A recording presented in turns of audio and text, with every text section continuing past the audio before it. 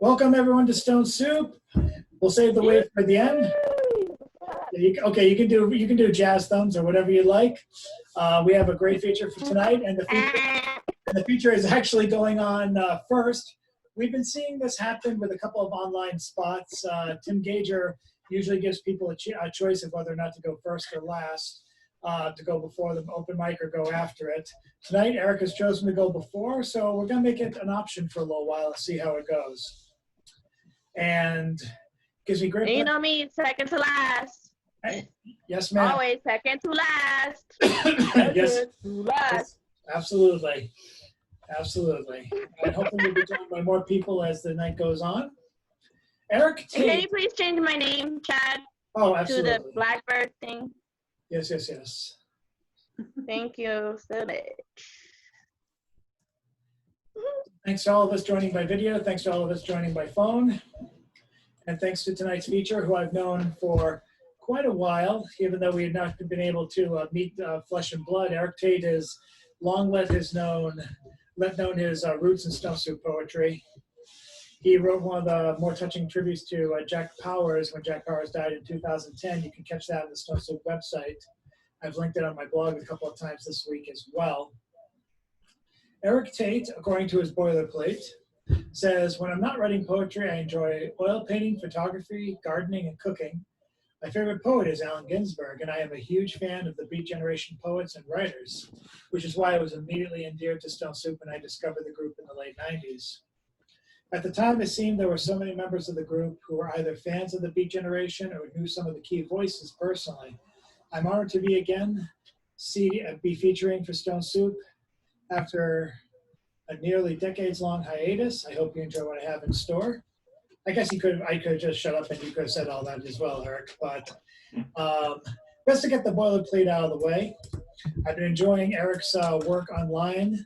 One of the best benefits of the pandemic is that I've been able to reach out and establish contact again with a lot of people who have otherwise been away from Stone Soup. And for that, I'm very grateful. And I'm grateful for Erik stepping up and volunteering to feature. I hope his wife is listening in the background. If she wants to read at the open mic, please have her let us know. Ladies and gentlemen, I'm about to get the chat mode up and to mute all. But before I do, I want you to put your hands together. Let's say 10 to 30 times for Erik Tate. 7, 8, 9, 10, 11, 12, 13, 14, 15, 16, 17, 18, 19, 20, 21, 22, 25, 26, 27, 28. I just muted him. Okay. All right, Erik, I believe you have the floor. The floor. Thank you, Chad. Thanks, everybody. It's wonderful to be here doing the feature again for Stone Soup. In preparing for the feature, I was going through my old poems, and I found some poems that I had done back in 2012 for the Occupy Wall Street movement, but I was looking at those and thinking that how relevant they still are with the protests that are going on now. I thought I'd start off with a few of the Occupy poems that I wrote in 2012. Waiting around. The mayor says the protesters are stinking up Zuccotti Park. Park owners say they'll let them stay until dark. The law says they have a right to peacefully disagree. Tourists say this isn't what we came to see. Neighbors say protesters will create too much drama. Tea Party backers say protesters are funded by Obama. Republicans say, now that the people have voted, House Democrats say, but we've been railroaded. Local news says what they're told to say. National news says we've got to keep within the fray. Wall Street says if we ignore them, they'll leave. Bank of America says, how about some more fees? Egypt says it's only a matter of time. Europe says the price of bailout is too high. Supporters say reasoning of the collective is sound, while the protesters say they'll dig in and stand their ground.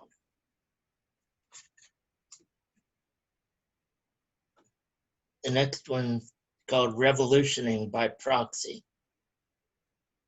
For those of us who aren't quite ready to pitch our tents in the park, those of us who want to know more about what's going on out there before we commit, for those of us with soft skulls, those of us who are partial to our spleens, or for those of us who want to step in gradually, get our feet wet first, we can safely watch events unfold in front of our computer screens. The danger is this: after a time, we've convinced ourselves that we can see more by staying home, watching up close, letting the revolution come to us, tuning into live feeds of key encampments 24/7. We can chat with protesters on the front lines, watch as cops pull the tarps from over sleeping protesters in the rain, seeing it all without leaving our living rooms. We watch as protesters retake a park they were driven from days earlier. Such a feeling of pride. Like in football, when our team wins, we say we won, even though we had nothing to do with it.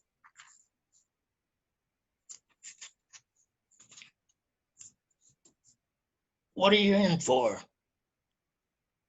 The cops have set up a perimeter and are slowly pushing in close. They've given the order to disperse, but even if we wanted to, we couldn't.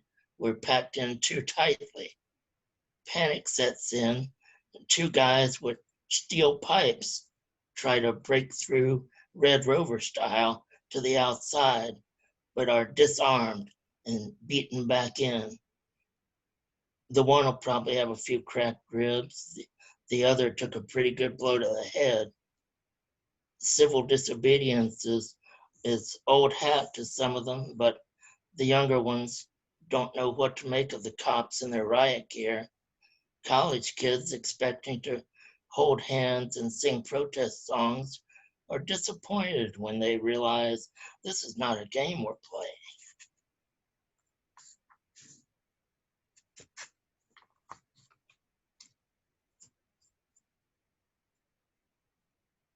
Removed. The demonstrators play nice, pitch their tents, set up makeshift kitchens and triage units in the designated area across the way, out of the way, a designated area that they're allowed to use by virtue of obtaining a permit, because one can't even lawfully disagree with the government unless they say that you can. You have to have their permission from the lawmakers to publicly disagree with said lawmakers. Reminds me of the dynamics between my father and I during my teen years. Very difficult to wrap my head around the idea that one has to have a permit to protest something. To effect change, there needs to be an underlying threat. No one's going to take anyone seriously if they're not being threatened. Politicians, I mean. With the current way of doing things, politicians are a safe distance away in their cozy offices, not even having to meet with the protesters face to face. And the protesters are relegated to the far end of some park, out of view of anybody. And they say thank you for their permit. The senators look out their office windows. They can just see the tops of a few of the tents of the protesters on the perimeter. So they buzz their secretaries, tell them to put in a call to park security, see if they can have them moved a little farther down so they won't have to look at them while they're composing their bills. A little farther down, yes. At that distance, they can sit out there and eat their cold pizza till they choke on it for all he cares.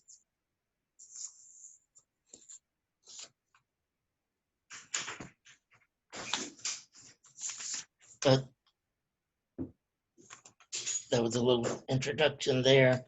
But for those of you who don't know me, I'm Erik Tate. I was born and raised in Burlington, North Carolina. I attended college here for a time before transferring to UMass Boston. And I stayed in Boston for the next 12 to 15 years until I came back to North Carolina to take care of my mom, who has MS. And I really, I feel like the first, I feel like leaving Boston, it was a thing that I didn't want to do. I did not want to come back to North Carolina because when I left here the first time around, I was really, hold on a second. Sorry about that. But I felt like when I left North Carolina the first time around, I was running from a lot of things, running from diagnoses from doctors. I think from in my teen years when other kids were rebelling against their parents or other authority figures, I was rebelling against my doctors. But there were a lot of things that I never wrote about until I was faced with coming back here, and in that time I've written a lot about my own health issues, and a lot of which I don't even know that much about because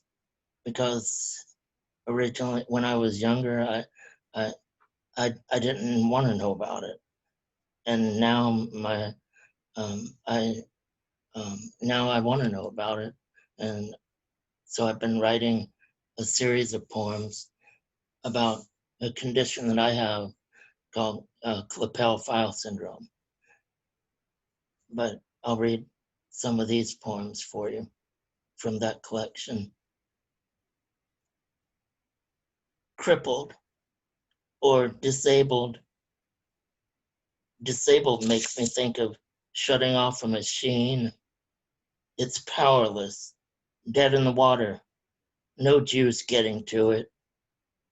A machine needs someone else to disable it, render it out of commission, take away its power source.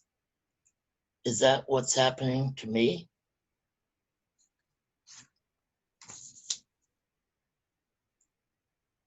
Disadvantaged. I stayed away from the girl in the wheelchair because I didn't want to be branded a cripple by association, but that didn't do any good, as one day during 12th grade English, the assistant principal asked to see me out in the hall, wondered if I'd agree to appear on the Good Morning Show, local CBS affiliate, alongside Wheelchair Girl, who had cerebral palsy, to talk about what it was like being disabled. I wasn't about to be paraded or parading myself around as a poster child for disability, so I politely declined. Now that I'm ready to talk, I wonder how many will want to hear what I have to say.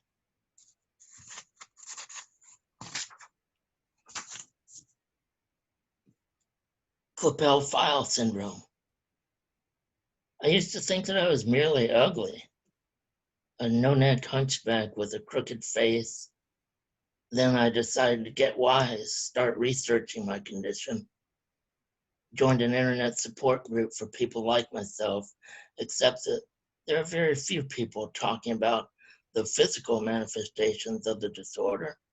The majority of the members discuss what pain they experience, the headaches that no pain reliever will touch, neck pain from fused vertebra, hip stiffness and pain, uncontrollable muscle spasms and tightness, degenerative blindness and deafness in some cases, patients confined to wheelchairs or bedridden with a morphine drip, most of their symptoms not manifesting themselves until well in their 30s or early 40s, right around the age that I am now.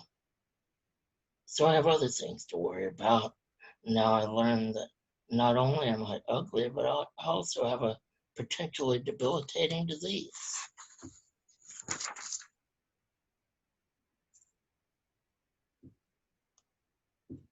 Sideshow.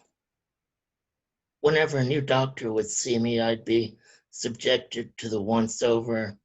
He'd put his hands on either side of my neck, feel for glands, tilt his head to look up under my chin, get up, go around back, and look at it from that angle just to make sure he's seeing it right.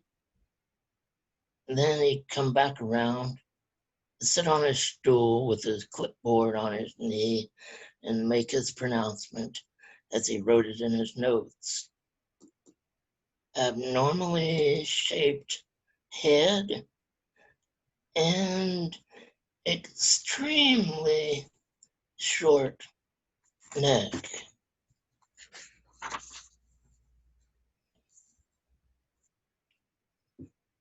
Mississippi.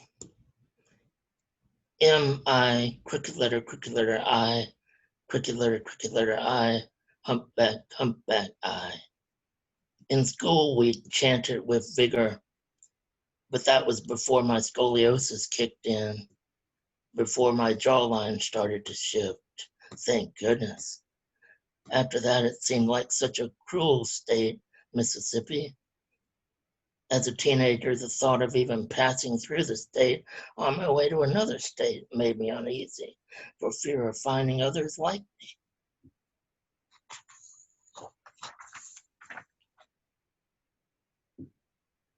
The redirect.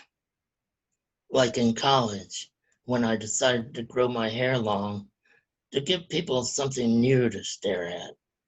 Thick and frizzy, waist-long dark hair with split ends all over the place. It was shocking. I'd still scare little kids, but at least I wouldn't know if they were reacting to the hair or my crooked face and short neck.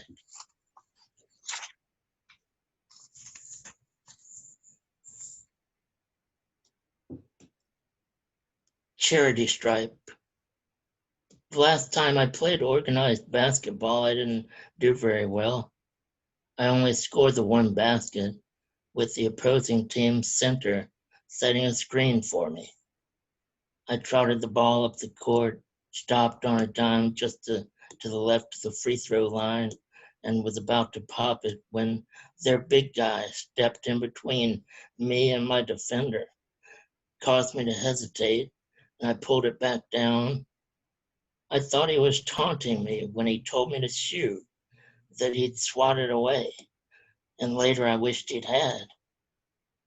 Instead, he backed up some more and told me again to shoot. Everyone on the court seemed motionless, their side and my side, almost impatient.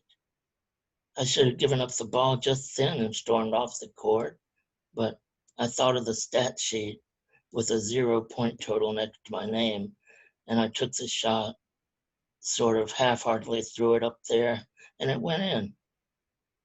Their center cheered condescendingly and gave me a high five. That's the last time I ever played in a game of basketball.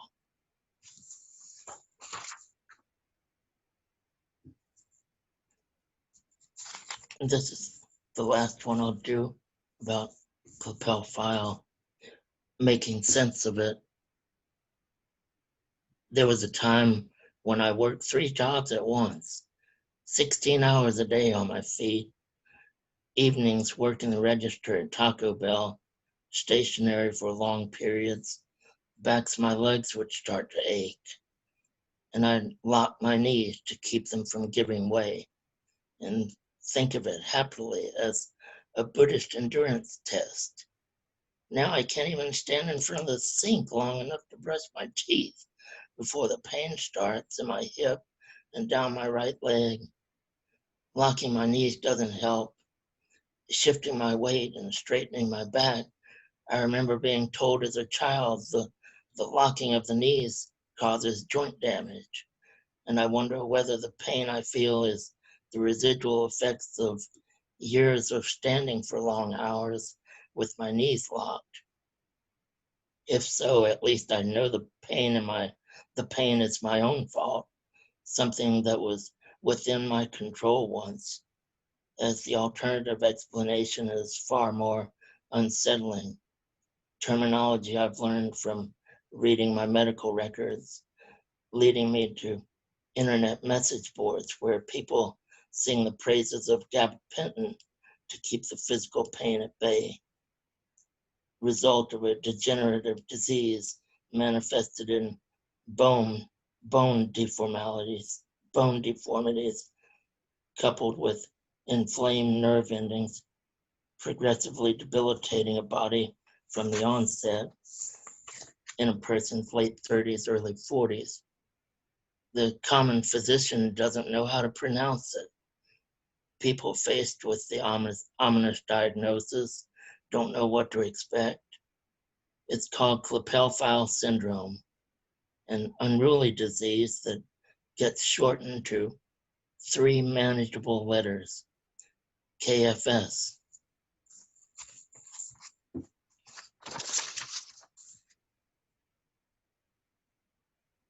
And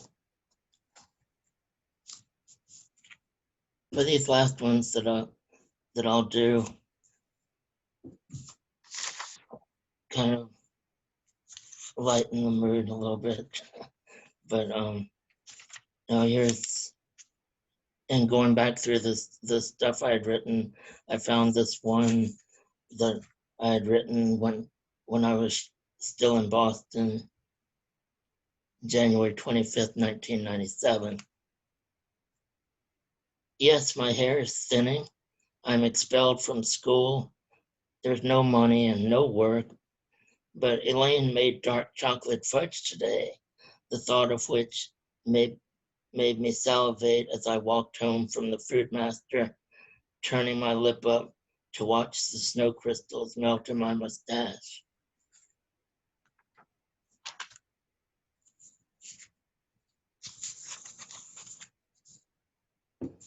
And then these next couple are from a book of poems about work. Insubordination is a word I heard a lot. Every boss I ever had reminded me of my father. Some of them even had his big pot belly. Every boss I ever had reminded me of my father, demanding I play by their rules and not give them any lip about it, except it wasn't in my nature to do so.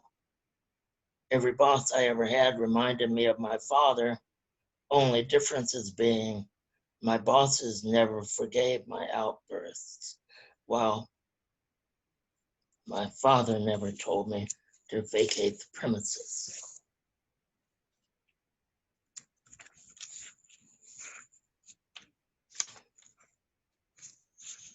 And then one about my grandmother, also a work poem, but a little different work ethic from her. Taking pains. At work once, my grandmother dropped a tray of biscuits as she was taking them out of the oven. She had to work twice as hard that day to reach her 1,200 biscuit per shift quota. That's why she had the burn marks up the insides of her arms from steadying the trays when she was walking them back across the kitchen to her workstation. So something like that would not happen again.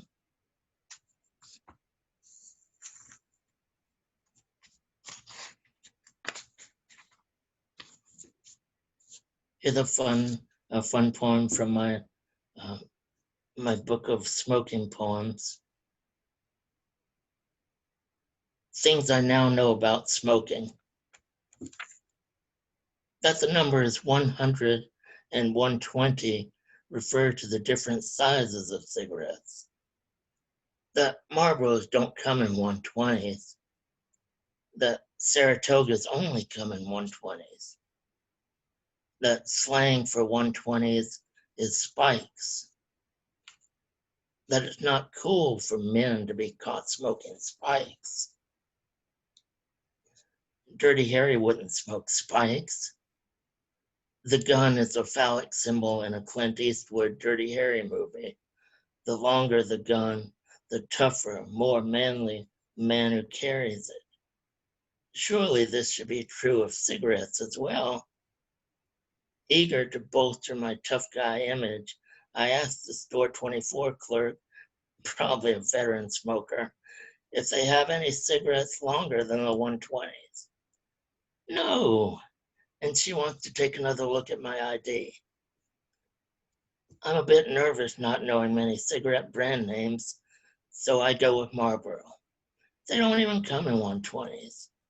Cursing myself for not knowing that, I take the 100s. On my way out to the street, I'm already formulating thoughts for a letter I'll write to Philip Morris, suggesting production of a cigarette that's over 10 inches long that will come in a patch shaped like a holster.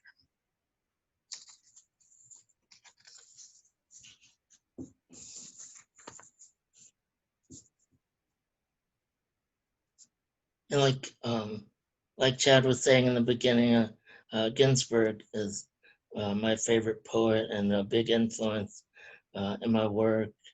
And it was through Ginsberg that I learned that I could write about anything, which includes things of a sexual nature.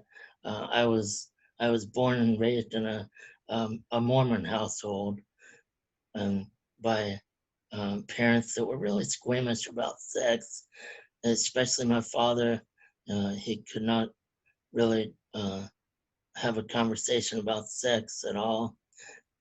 So when I left home and started writing on my own, I just I guess that's another way of rebellion. I decided I would that nothing would be off limits, and I would do all I could to write about sex. But these are a couple of poems that I like.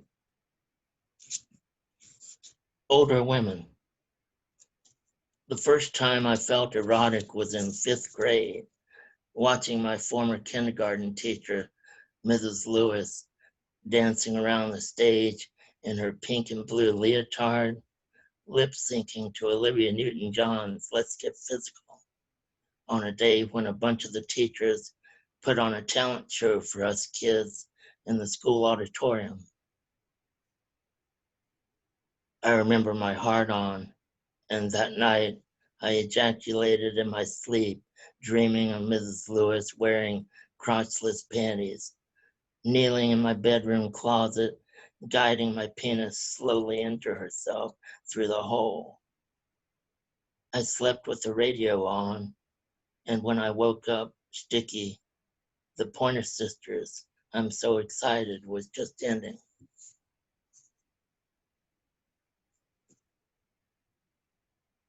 And this one is from a collection I did about earwigs, about earwig sex. And he tells himself that her Tegmina weren't that great after all. Notwithstanding the monogamy of earwigs, after nibbling his Circe, getting him all hot and bothered, then assuming the position, having him twist his abdomen 180 degrees to join their genitalia, she moves all the way to the other end of the plastic tubing. And not long after that, she's gone. Leaves him for a European earwig with longer pincers. It's what happens when organisms that That's what happens when organisms that copulate facing away from each other.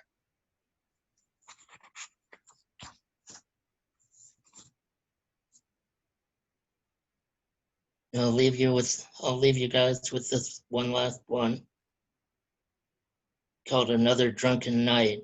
This one, it's I thought I'd read this one because it when I saw Chad's crouton poems, this kind of reminded me of what of the crouton poem, because well, at one of the jobs I had when the company was going under and everybody had decided to stop working, we would just sit around and do our own thing, and so I sat around and wrote poetry for the most of the day.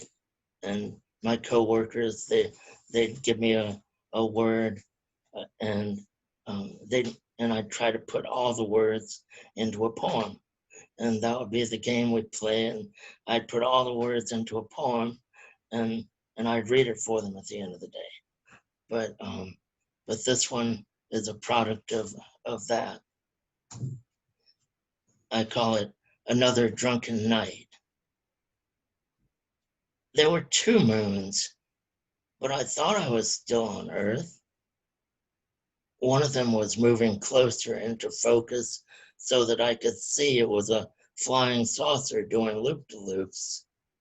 It had a neon painted underside, which if you squinted, looked like the Budweiser logo. Made a few passes, then landed heavily, not far from my house. Republicans on TV were saying it was the end of the world, so I thought I'd better go out and take a look around. Rushed right out into the bright whiteness of kitty cat dreams just in time to see the occupant of the craft emerge from a slowly opening crevice. She was no Budweiser girl, but she did look like Gwen Stefani, tough and seductive, whispering, "Get over here, get over here." And I wasted no time in doing just that. I knew no one would believe any of this, so I asked for her belly button ring as a souvenir. But that's not all she gave me. After a quick check to see that our anatomies were compatible, we screwed for a while before she had to go, leaving me with vague promises of future meetings I sensed would never materialize. No phone numbers were exchanged. As I lay back on the grass of the now vacant expanse, feeling for the lost belly button ring, even I wondered if this scene from Earth Guys or Easy had played out for real. But my mood brightened when I noticed my tingling shaft and glowing genitals as proof that something had definitely happened.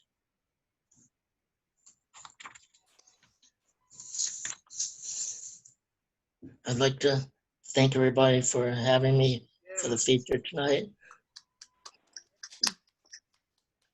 It was a real pleasure. Bravo. Hey, You. Snap, snap, snap, snap. Keep it going for Erik Tate. Yay. 1 minute. Thank you. yay. Very good. Thank you, Bunch. Eric's one of those voices who I truly do hope gets more recognition and even more publication. I'm gonna try and help you out with that, Erik. But thank you so much. It sounds like you have sounds like you're sitting on a ton of work. You're like, this is from my 4th book of earwigs. Like you just sound like you have a lot. I know. I've got all these books that I put together that I send out to the different publishers, but I've just never gotten any bites with them. I mean, I've got like 12 different books that I put together, but I just I've never had any luck publishing them.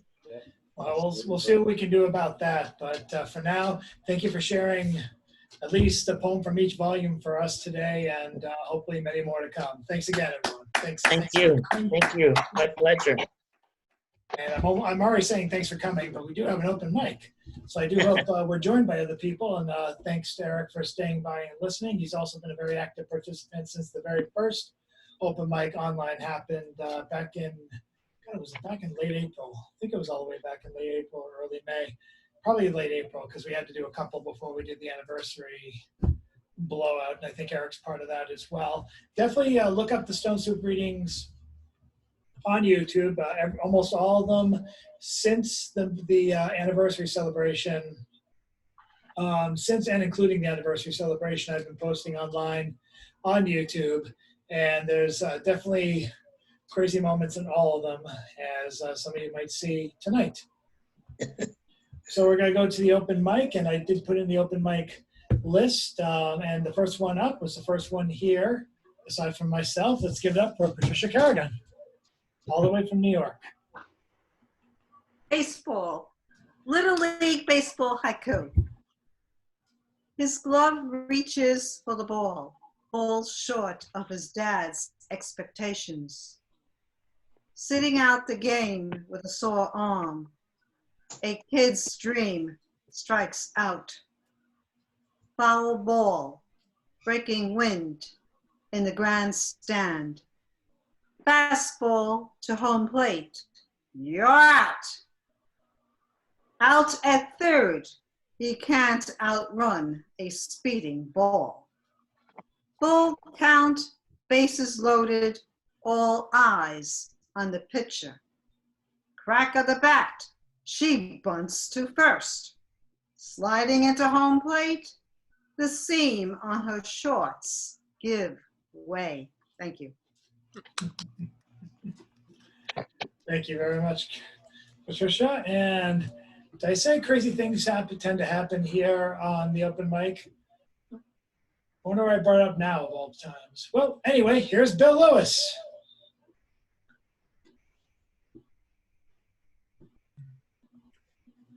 It is so nice to see you all. Yes, indeed. So I was wandering this morning and came across a typical scene of nature, and it just inspired me. So yeah, well, we'll go without the picture. You don't need the picture. He just wants to say hi and come by for a pet. A stretch or a scratch, anything he can get. He's happy, he's friendly, he's confident and proud. He'll keep you up late if you, just by purring so loud. He knows his place. It's at the top of the heap. You'd best acknowledge it if you want any sleep. He gets fed in the morning between 6 and 8. Tuna or salmon, either is great. Kibbles of lunch is an acceptable snack, but for supper, it's best to have ribs on a rack. Hairballs or something that you get to clean. It's a cat's fact of life. He's not trying to be mean. Now get up the house, human. You have a job to perform. He needs a soft lap where he can feel warm. You were created by God for an essential reason. You're to worship your cat gods. Any less would be treason. Now, if you're attentive and good to your cat, he might give you a present like a mouse or a rat. What greater goal can a person aspire than to bring joy to his feline with a hearth and a fire?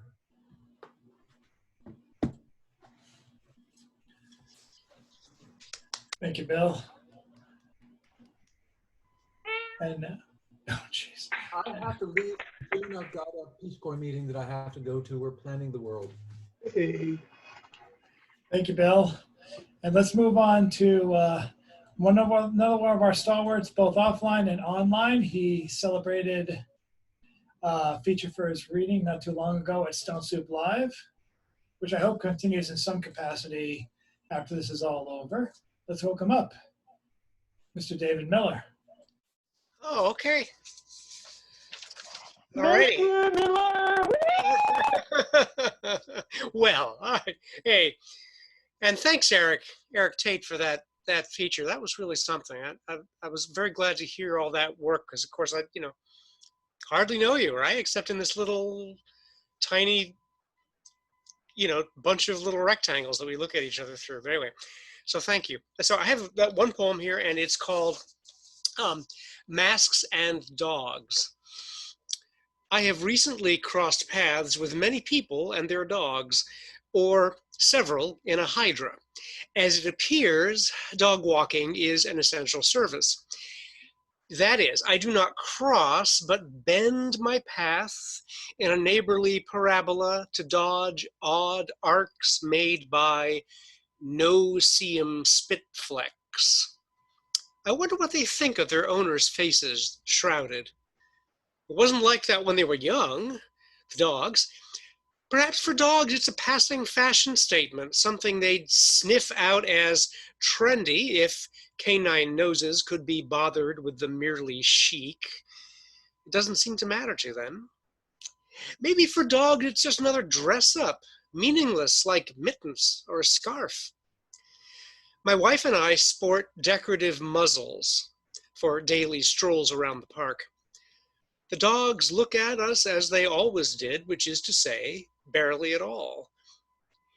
In a sudden world of people, with half their facial cues blocked, dogs don't seem to be the slightest bit perturbed. This is not a strange, unprecedented dog year. Gertrude Stein said, "I am I because my little dog knows me." If I had a dog to know me, I'd have the selfsame face, unveiled or wrapped, as present to the animal as the animal is to me. Thank you.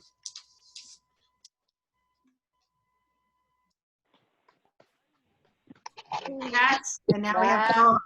Very good. Was, Hey. Thank you. thank you, Dog. David. That was the rest in peace to, honestly, like, rest in peace to April March. And if any of you guys know her, her guinea pig just passed away. So all I can say is, rest in peace to her. Because I too once had a guinea pig when I was a child, and so I know how that feels. Well, thank you, I know how Blackbird. that feels. And I had a dog too. Yeah. Thank you, Vicky, and thank you, David Miller. We're going to move on to the next person on the open mic. It is Linda Wolodka. I hope am I even pronouncing that remotely closely? Not too bad. Waldika. Wadika. Gotcha. Yeah. All right, sorry about that. Thank you. I screw up everyone's name at least once when they come to the open mic. It's hello. That's okay.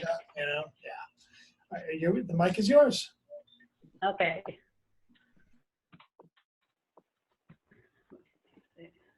Okay, I'm gonna go with this one. I had to write to a prompt, and the word was Sprite. So I could only think of three things, and one is a small little fairy type creature, and one is a European car, and the other was a beverage. So you'll find out which one I went with. Tall grasses and willow. Fairy girl, her willow tree, grows amongst tall pines where no one can see her flit and flutter from branch to bark. She keeps her secret of her whereabouts after dark. There is a knoll which grows tall, thick grasses that shelters a troll boy who wears glasses. With these spectacles, he can see where she flies, yet in the evening, her secret is with the skies. Fairy girl dabbles in potions. Troll boy builds gardens of devotion. She always has a cup of dew clenched in her hand. He prefers dark ale from faraway lands. His draught quenches thirst and urges. Her potion camouflages her for her evening excursions. After several months, the two, well, they met amongst the tall grasses Below the willow tree they stumbled. No worse did they trip than does a humble bumble. Fairy girl and troll boy talked and commiserated. They noted their beverages had since gone fetid. Alarmed, each was desperate to drink. Troll boy assured Fairy that there was hope if they could only think of what their beverages tasted like. Well, she said, sweet and clean, while his tasted bubbly, a foamy dream. Together they pondered, chanted, and squeezed every flower, leaf, and fruit from his garden of devotion. They taste tested, then sprinkled fairy dust into a bottle, enhancing the potion that was set into his hovel. Fairy was patient. She knew their elixir could not be drunk until the morrow. Upon awakening, they poured the liquid into a vessel. Eager to swallow, and with gusto and delight, was the maiden sip of what is now known as spiked Sprite. Thank you. Thank you very much, Linda. Hey. And up next, let's welcome up another one of our regulars. He has actually, I forgot to tell him actually this, so it's news to him as well as the rest of you. He has a photo up with a short story by Susan Tepper in this week's Oddball from Tuesday. Go to oddballmagazine.com. I like pairing his work with Susan Tepper. They've collaborated, whether they knew it or not, on several of her fiction pieces. And in some cases, I actually had it compose the piece originally after her reading a text. This time I didn't think I had to, so hence the surprise. But you can find Ed Gald on a lot of oddball poetry spots. And I'm very appreciative of that. And he also did the cover for my book, which I'm quintuply appreciative of. My book's available from Amazon by BTW. But for now, more importantly, here's Mr. Galt. This one is called Carol and the Baby. The clerk was having this wonderful chat with the woman directly in front of me with the frock coat. They must have been good friends, for they talked on and on about Carol and the baby. And the manager was in the doorway of his office with his back to the front of the store, talking about the setbacks, the many setbacks he had in sales. I went down the street to the other store, and as I walked in, the clerk's phone rang, and they talked and talked about Carol and the baby. Thank you very much. Thank you. Thank you, Ed. And Very good, Ed. Very nice. Thank you. thank you so much. And next up, we have one from our phone callers, from our call-ins. And this one's almost been calling in since the anniversary, I believe. If not, maybe a little after that, maybe a little before. It's great to have her on. Let's welcome Miss Nancy Dodson. A prayer for the animals great and small. Dear Lord, please no predators in my garden. I mean hawks, eagles, owls, and crows. They eat small dogs and cats, squirrels, rabbits, baby birds, and even human babies. The predators should not be in my garden. Every live thing in the garden is a predator. For the robin eats earthworms. The cat eats a bird. The raccoon freezing on the tree branch because a dog is at the bottom of the tree barking. The squirrel stops as you bring bird seed.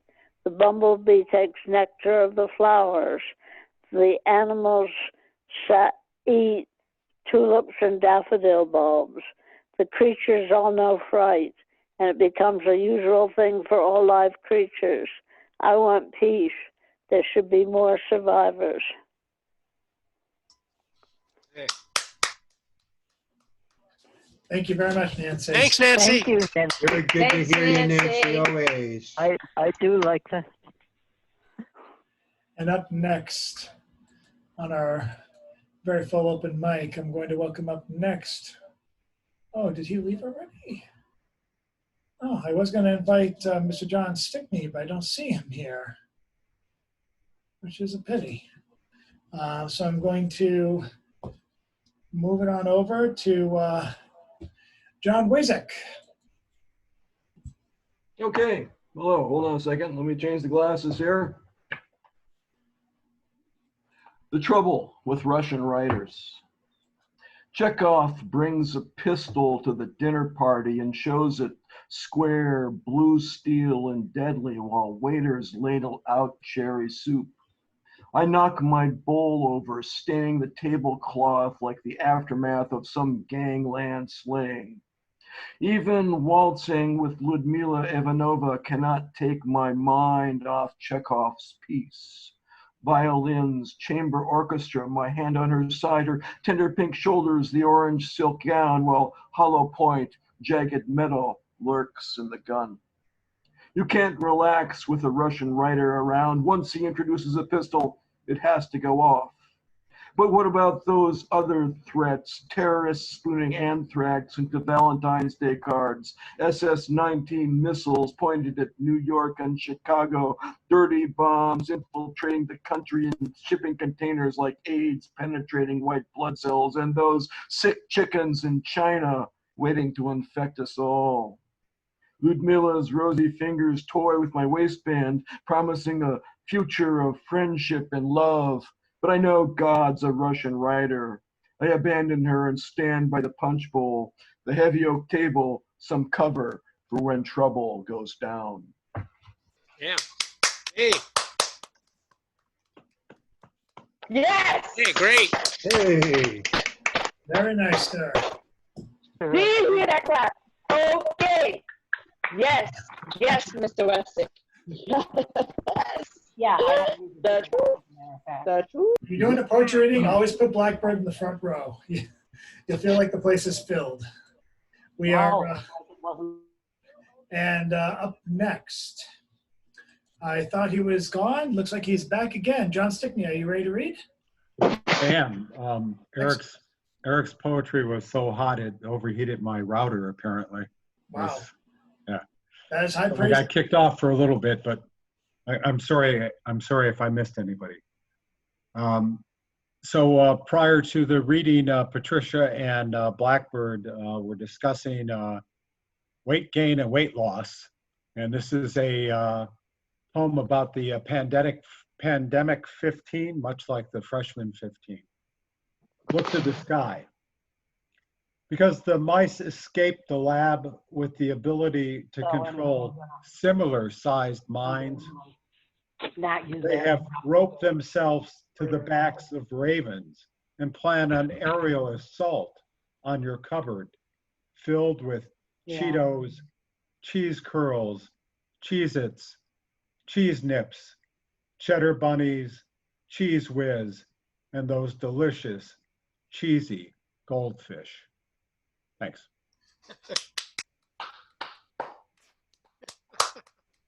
Yes. what a night, what a night. Dynamite, what a night, dynamite. If I was a more clever or shrewder host, I'd be putting product placement there. But this is brought to you by. But all I can do is move on to the next poet. And it gives me great pleasure to move on to this particular poet. Another one of our call-ins. So let's welcome now the woman who I love to call Our Lady Queen of Stone Soup. And incidentally, she hates when I call her Our Lady Queen of Stone Soup. But there you go, Carol Weston. Hey, Carol.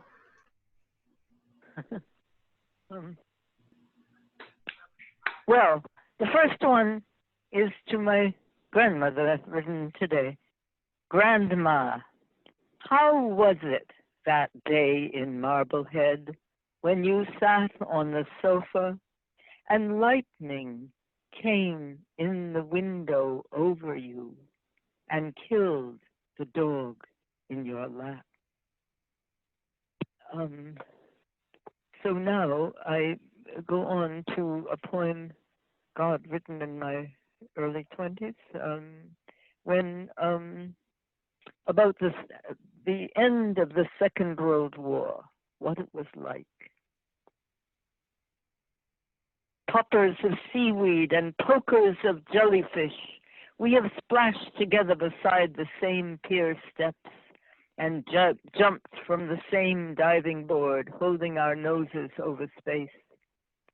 Some of us walked, singing and solitary among the shells, filling our pockets with prickly urchins and stinking crabs. Sometimes we would catch our toes on thorns from the wild roses high up on the beach, or on splinters on the boardwalk on the South Beach. By mistake, we would brush against poison ivy on the paths, and running barefoot to a picnic on the cliff would step on holly. Then we learned to skinny dip by night in phosphorescence, thinking of the sharks. Our bodies looked like jellyfish when we jumped in, and the sea bubbled like champagne around us. Coming out to the North Beach to see the fireworks, we came riding on our father's shoulders, and we shivered as we watched the spray of lights and held our ears for the great bangs after them. And when they were over, we could hear the night breeze blowing through the grass high on the beach. On the way back, dazzled with fireflies, we were given in the cup of our hands and allowed to bring it home and watch from bed in green light, its green light blinking through the night. It was quiet in the evening when the waveless water lapped along the rocks, their wrinkled tops covered with whiteness left by the gulls. And the water swirled with pinkness from the pink-streaked sky, and we would look at clean, white, round stones and stones of gold glowing up through the clear water. One evening like that, we gathered at the flagpole up above the beach and sang a hymn because the war had ended overseas.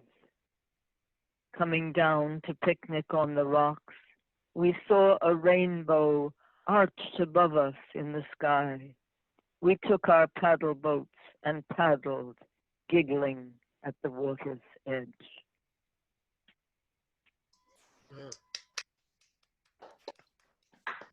Thank you, Carol.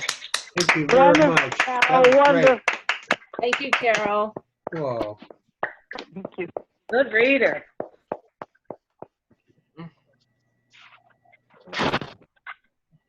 Thank you, Carol. And up next, another one of Stone Soup's stalwarts on the live stage as well as here on the virtual stage.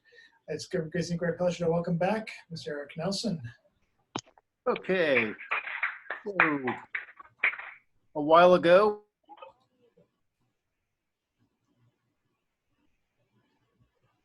I think you're unmuted. oh, okay.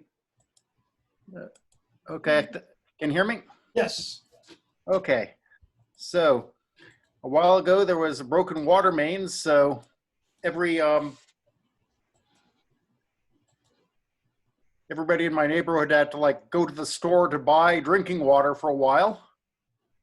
So here's one about that. They say that a fish does not taste the water. They say you don't miss the water till the well dries. But here I am in a supermarket aisle, and water is a cardboard box of unloadable merchandise. They're getting another shipment tomorrow. I purchased 2 containers. Will I need to start paying a retainer? There's a leak in the main, so you have to boil for drinking. Don't take things for granted. Don't drink without thinking.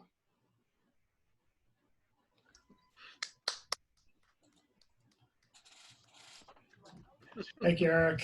Wow. Whoa. Yay, Erik. Okay, okay. Why did you do that? Eric. Oh God. Why? Eric, why did you do that to me? Because I was waiting for more. I'm like, why did you? It's like, okay, is he gonna keep going? Oh my Well, God. that's how long the thing I That wrote was was. amazing. I can't with you. Sometimes you have to. Sometimes you have to leave him wanting more. That's what he's doing.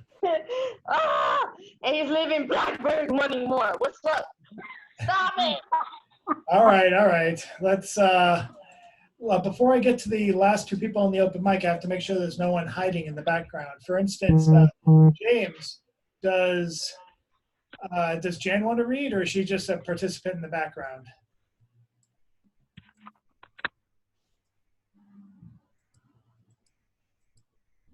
Oops. Next time, Chad. Next Okay, week.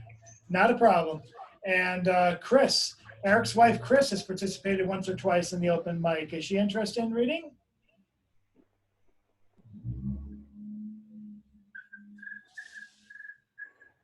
Okay. We will we'll put a pin on that for next week. Hopefully next time. But more importantly, let's get to our two closers. Oh, hi, Chris. So next time? Okay, so I think she's the next time. Okay. But thanks for coming. Thanks for sticking by your man throughout this whole thing. Thanks for being in the background. Oh, absolutely. I literally just got home from work 2 minutes ago. So, but definitely next week. Awesome. See you then. Will do. So we're going to bring it now to the woman who I call, well, everyone calls her. More importantly, she calls herself this. So what am I saying? Let's welcome up Blackbird. Hi, everybody. Hello. Woo! Eric Tate had me like so deep. And then everybody that's performed. Woo!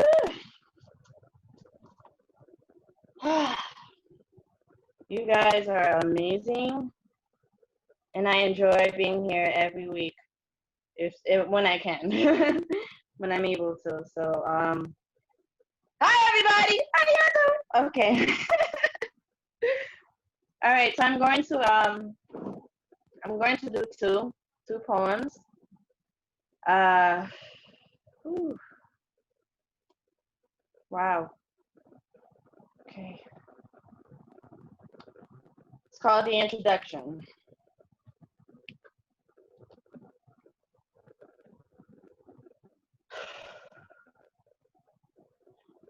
I know that you were expecting me to stay like this, right? Be stagnant, low self-esteem, a failure, right? But I am sorry to inform you that I don't care. I really don't care. Spell it out and maybe you'll understand, overstand, whatever you choose. Just please step aside while I go reach for my greatness. Scorned yet strong queen. Readjusting my crown, please. Excuse me. I've been pushed by some envious people trying to block my vision with their negativity, please. Excuse me. I've been shot with a gun by some toxic people trying to kill me with their words, so please give me a sec to fix my crown.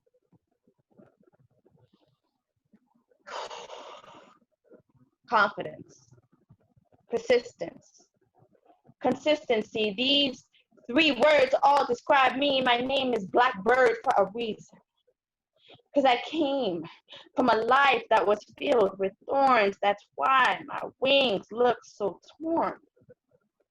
Because I spent many days trying to fly over the cuckoo's nest, dealing with culture vultures trying to change me.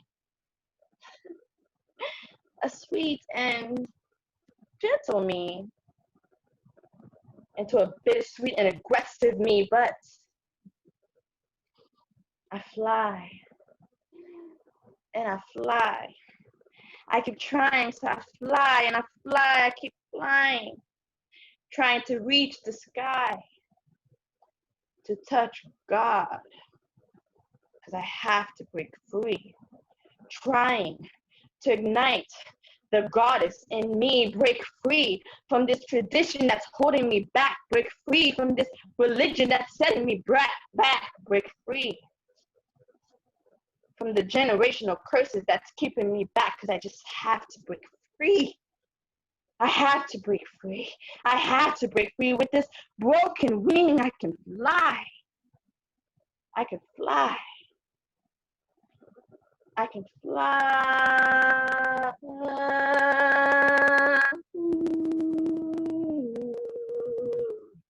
I can fly. I can fly. Now that I'm flying, I'm flying. Nothing can bring me down. I am now unreachable.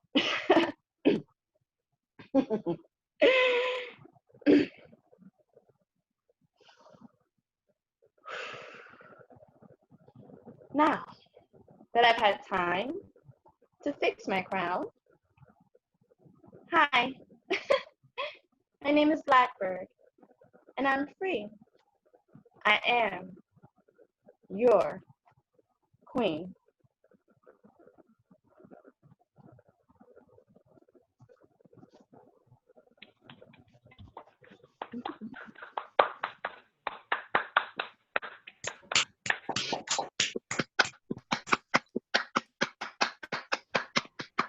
Very good. Thank you as always, Miss Bird. I have one more. Okay. One second.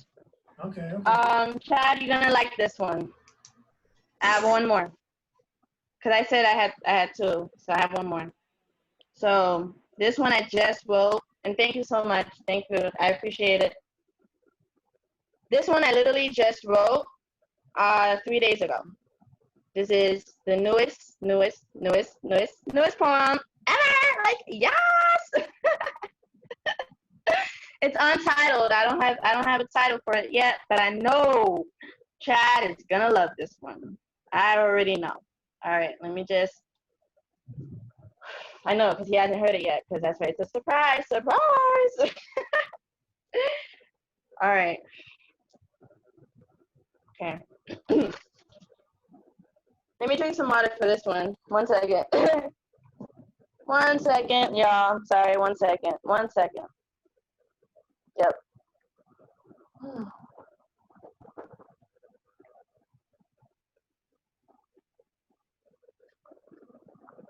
I've been drinking, so as y'all can see, I've been drinking and smoking. So I'm feeling good right now. All right. Y'all ready?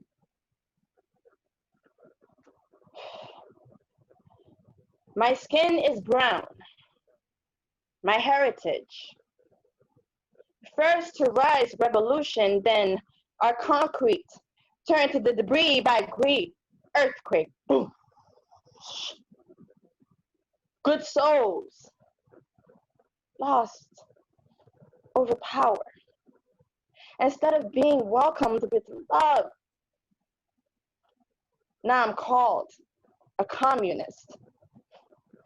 But guess what, Trump? Fuck you with your orange German Shepherd immigrant wannabe president looking ass. How about you sign off these buildings, or should I say walls? Pussy grabbing motherfucker, to our black and brown skins instead of these stimulus checks. Stimulus. Do you even know what that means? You'd rather make it harder to feed your ego than make it easier for your heart. You prick. You are a dick. Cold. Ice. Cold.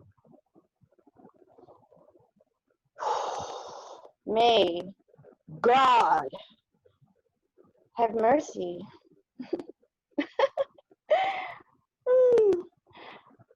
on your soul. Fuck that! You deserve no mercy, bitch! Assalamu alaikum. Peace be with you in hell. The end. All right. That's it.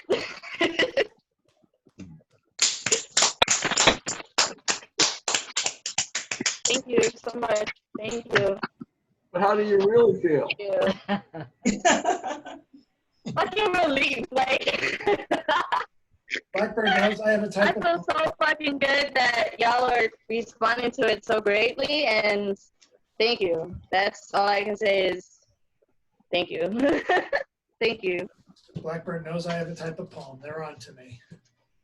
So what I'm going to do next is bring up our last poet of the night. You can look. Mr. James Van Lloyd. I'm sorry. Sorry, Chad. Sorry. Oh, you might as well. Go for Okay, it. I'm gonna just go silent. I'll tell you myself. Yeah, okay. Mr. James. Okay. Oh, jeez. Mr. James Van Loy is our regular oddball contributor and a regular contributor to the Boston Stone Soup's open mic for decades. You can check out his column, It's All One Thing, tomorrow morning at 11 o'clock at oddballmagazine.com. And now, without any further ado, here is James. Okay, thank you. So this has been great tonight. I really appreciate it hearing everybody. And this is called Time to Get the Mass Age Massage, which is a reference, of course, to a book that Marshall McLuhan put out called The Media is the Massage. And the story and the title is that it was supposed to be The Media is the Message, but they changed it to the massage, and he liked it that way, so he left it that way. So this is called Time to Get the Mass Age Massage. It was so obvious a half-century ago that the modern age had gone mass, and yet the mass did not equal the gravity of the situational pseudo-effect, and there we were, as usual, permanently adrift. Oh, how they kept telling us in telling way, you'll never win, you bunch of losers, no matter how clearly unsustainable. But we're at the other end of time now, a universe of dark matter and energy, all that can't be seen, determinate force that creates bright galaxy and black hole, spinning wheels of thermonuclear angels, and holes in gravitational matrix. Oh, that will never happen, they keep saying, but we hear the other end of cosmic change. The old days are gone forever, but revolution, once seeming imminent in end of last crisis, is now everyday monuments falling down, and mass movement, gone global, grows. And I have a little short poem because I immediately thought of this poem when I heard Patricia's pieces about kids playing ball. And this is actually from over 40 years ago, and it goes like this. Lame spaniel yaps at kids yelling a ball game. Woof was, woof wasn't, and here's the song. Put another nickel in the Nickelodeon. All I want is having you and music, music, music. I'd do anything for you, anything you'd want me to. All I want is kissing you and music, music, music. Closer, my dear, come closer. The nicest part of any melody is when you're dancing close to me. So put another nickel in that Nickelodeon. All I want is loving you and music, music, music. his head.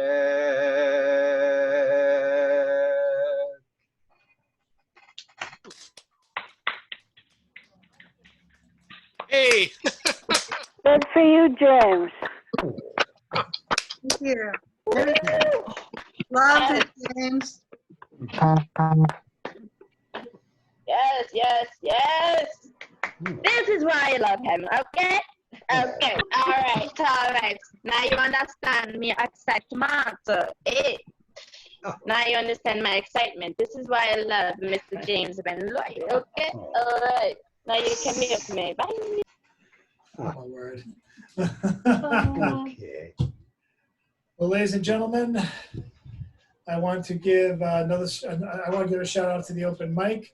I also want to give a shout out to Erik Tate for a wonderful feature and a wonderful kind of crash course in the unheard from by most, unseen by many until tonight. Erik Tate's library. Erik, we'll be working on this as far as getting home for your work, but for the moment, I think You better send me a link of that. I want. a link to the reading. I love Mr. Erik Tate. But you know how long I've been following you, Chad. You know I love Mr. Erik Tate. Thank you. I want a book. I want one. We'll figure it out. And I'm working on mine too, so very soon. And I'm working on my album very soon. It's coming very soon. Y'all just please be patient with me. Not a problem. Just please be patient. It's coming. It's coming. I'm sorry, Chad, but it's coming. I promise. I'm working on it very hard. You know I'm going hard. You know. Not a problem, Blackbird. I'm going to thank everyone for coming and thank Erik once more time and just remind you that Stone Soup is still continuing once a week for the foreseeable future online. Next week, we have the much delayed, much anticipated feature of Alexis Ivy, who was supposed to be live with us back in June, but of course things happened. Now we have her coming to us online. I think it's going to be a big crowd. Alexis doesn't give that many readings. She's been, she gives writing classes now, but she hasn't, even before the pandemic hit, she hadn't been seeing a lot of live reading. The last time I saw her was about 2-3 years ago at the Spare Change anthology reading. And before that, we hadn't seen or talked to each other in many years since her last reading, which I think was before 2000, definitely before the Trump election. I think sometimes in 2012, 13. It's been a long time since we've seen her, and her feature is going to be much anticipated. And I do urge everyone who has the resources to buy her book next week. And by the way, if Erik, if you have a Venmo or a Cash App, send it to me, and I'll definitely post it tomorrow for people who can donate. Okay, sure. Yeah. And but I do urge, at least when people come here and they have books, to buy the books. I think in the next couple of weeks, we will have a lot of people with books. Melissa definitely has a couple of books out. Melissa Castillo-Planez will be coming in August 12th. So far confirmed.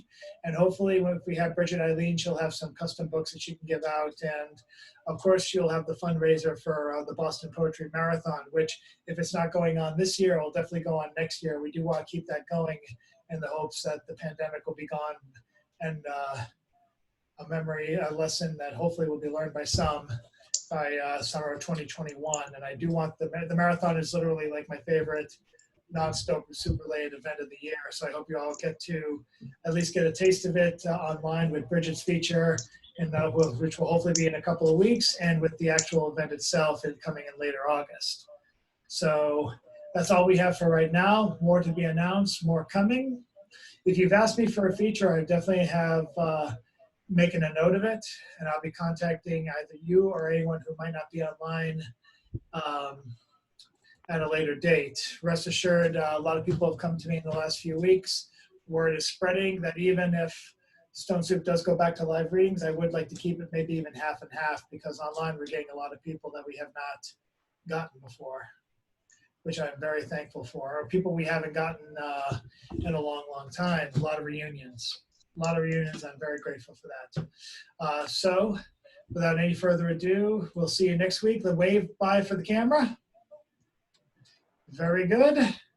This will be the shot for tomorrow, and the video will be up by tomorrow morning before I have to start work. Thank you all very much, and have a very, very good night and a very good rest of the week. Take care of yourselves. Thanks, everybody. Later. Thank you. Show's Thank you, over. everybody. See you later. I don't like to say goodbye. I like to say see you later. So see you later. Bye, gotta go. See y'all Goodbye. later. Bye. Bye. Show's over. Bye, See you Patricia. next time.